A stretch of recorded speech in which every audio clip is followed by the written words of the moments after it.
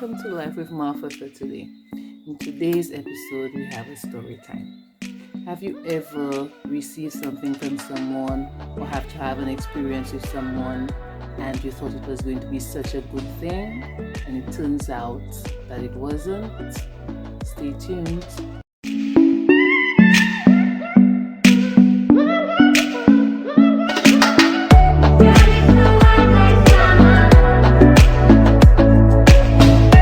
So guys, welcome back. If you are new here, I want to welcome you.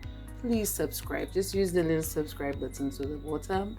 And if you are always here, thanks for always coming back, trying to keep you entertained. So thanks for coming. And please like and share this video if you do like it. And guys, leave a comment below on anything that you have heard in my story today. So yes, back to the story. The story of the Trojan horse. I don't know if you know about it. The Greeks wanted to penetrate the city of Troy because they were fighting over the king of Troy who stole this beautiful woman called Helen. And they went to war over that, and after many years of fighting, they decided that they were going to fool them. So what they did, they built a horse, a wooden horse, and they got into, well, some of them anyway, got into the ship. And so the people from Troy saw the ships going away and they thought, well, okay, well, we defeated these guys, so no worry. But when they opened the gates of the city, they saw this horse there. So they say, oh wow, we got a nice horse. Let us bring the horse inside of our city and then we will celebrate. But all throughout the day, they were having a merry time celebrating this gift of a horse that they have. Okay? So guess what? Everybody's drunk. Everybody was making merry. At night, they went to bed, who was in a drunken stupor. And out came the soldiers that were hidden inside of this horse. Were beaten because they let the guards down when they got this gift. They never thought that the gift was a bad thing. This is a similar thing that happened to me, guys. It's a very true story. And that episode totally changed my mindset about a lot of things. And, I allowed it. I'm almost embarrassed to admit that I allowed this thing to destroy how I feel about even my work and what I had started. Because if you were following me from very earlier on, way back then, 2014, I had started out so well in the makeup industry here. I was so happy to be in it. And all of a sudden, this one thing came and totally took me out for years. Yes, so everything is going on fine with me, with the business. Wonderful. So up came this person to me, and I wasn't home one day and they came there and my mother told me, well, this person came to see you. So I was like, I don't know why this person came to see me. Anyway, I found a way to get in touch with her, and then we went to dinner because she told me she had some business to deal with me, and boy, I was like, okay. So I took her out to dinner. I paid for the dinner.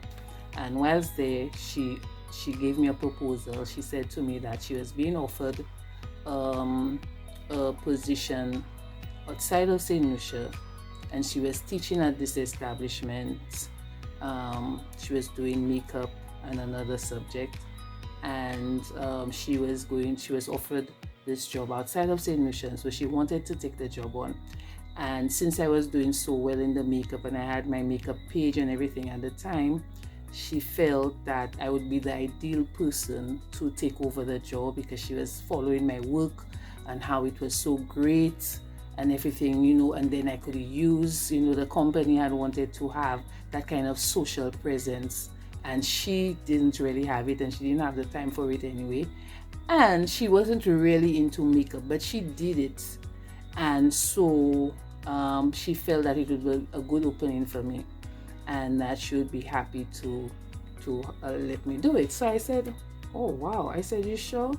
Like, why would you want to give up such a gig? She told me, nah, she didn't really like it. You know, and I'm just the ideal person for that job. I said, well, okay, no problem. So she came to me around March.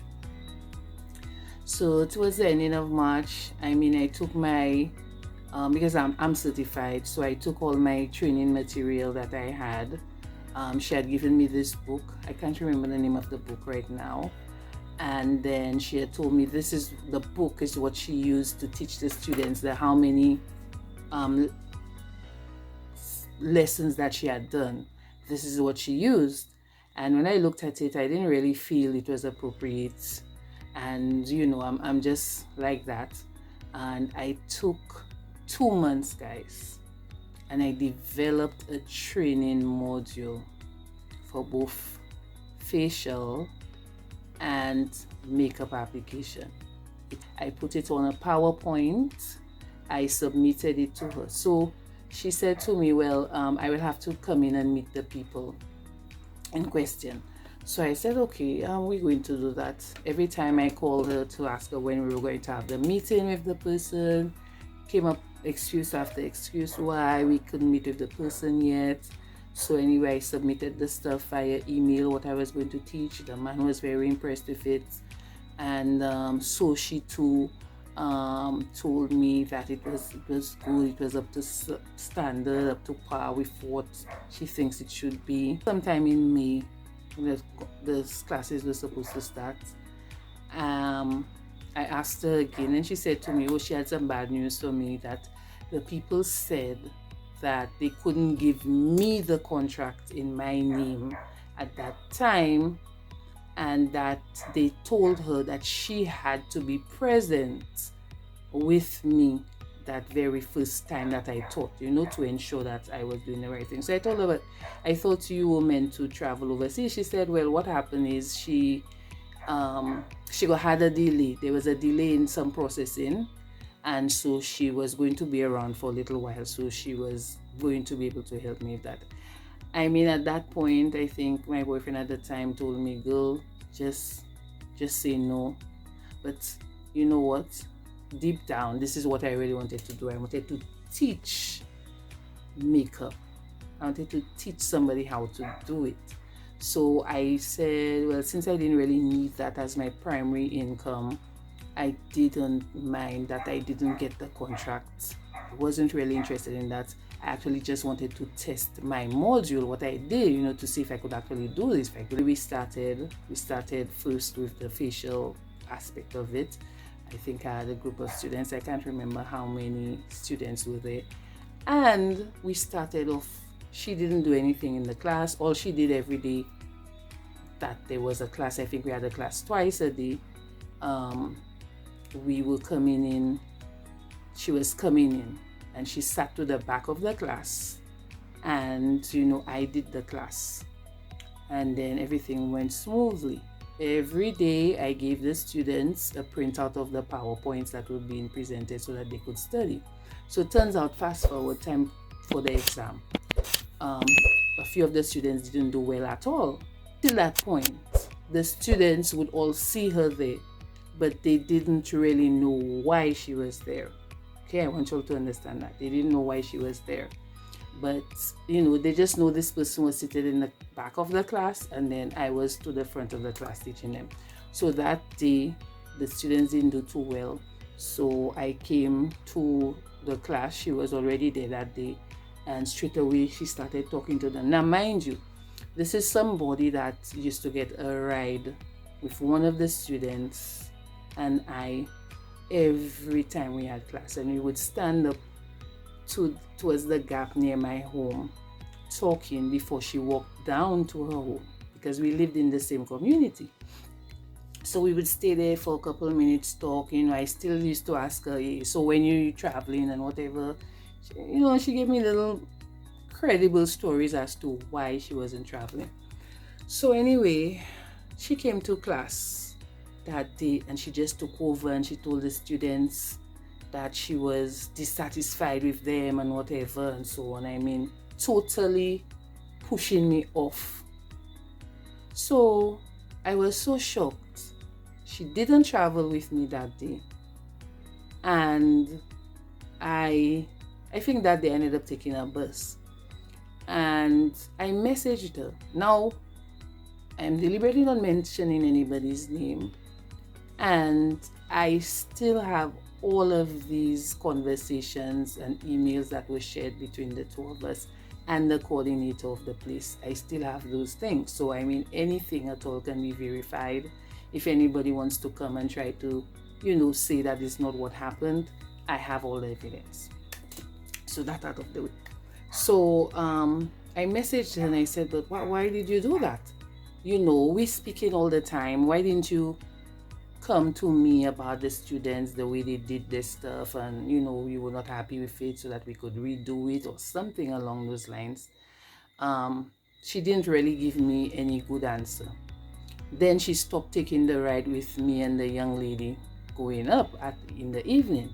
So again, I did mention to her, like, what's up? Can you tell me if I did anything to you? Why are you acting that way with me? She said, oh, nothing. Her mother lived nearby and she was going to see her mother, at the time. She was going to go and see her mother at night, and all this. Acting very strangely with me.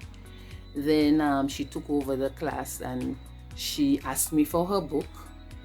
And then she told the students she was going to give them another exam, right? And so the students were given another exam from the book, which I never used to teach them because, like I said, I had developed a whole session, a whole class without the use of that book. So anyway, I can't remember how well the students did because she didn't consult with me at all. I didn't know what I was about at that time. I was feeling very discouraged. The students could have seen that there was definitely an obvious rift between the two of us. Whatever that was happening, I didn't know. So anyway, the makeup session started. And from the start, I told them that, even the coordinator, that the classes were being held in the night.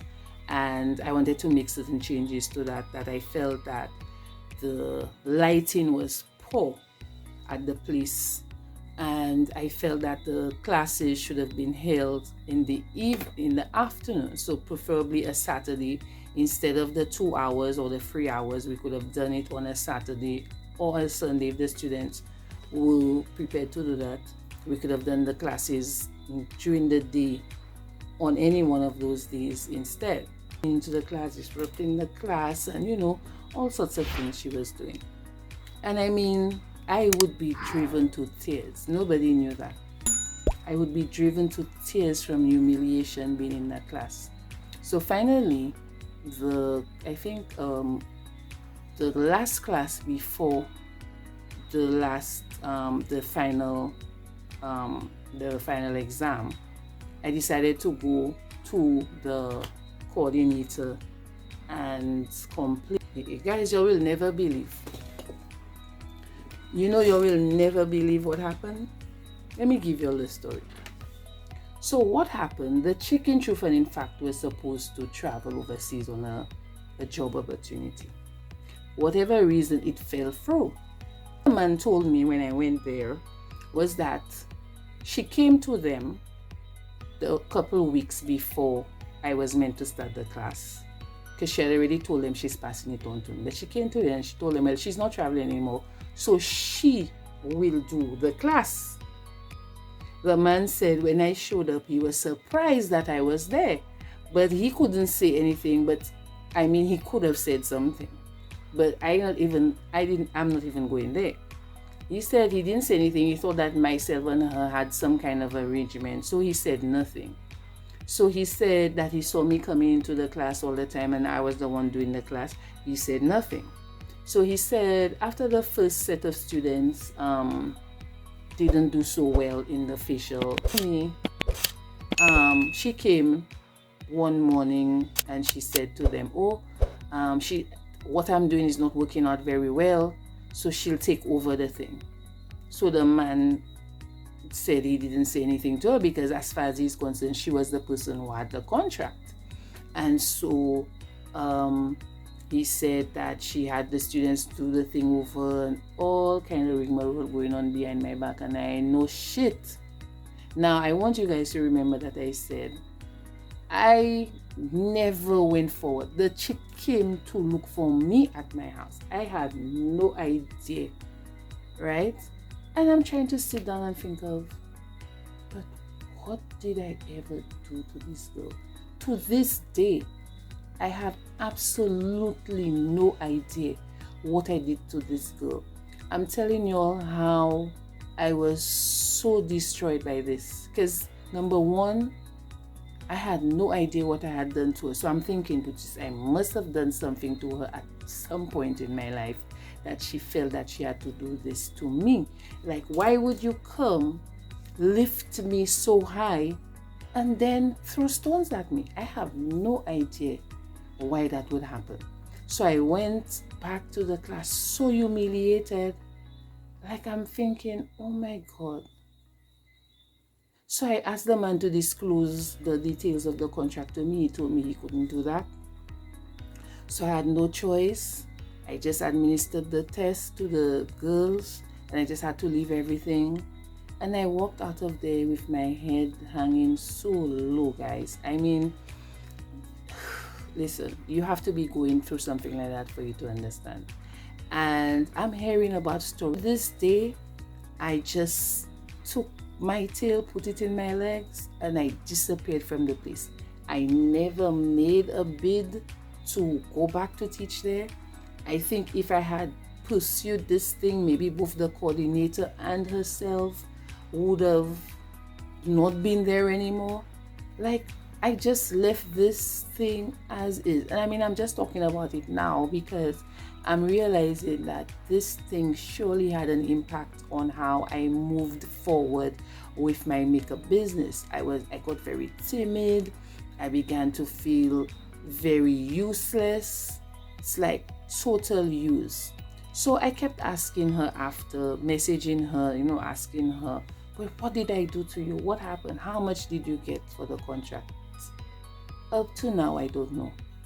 This girl did not give me more than $500. I had to send my son to collect it from her. And she did absolutely nothing. So yes, that was the Trojan horse. This offer by this girl to come into my life and totally try to disrupt it.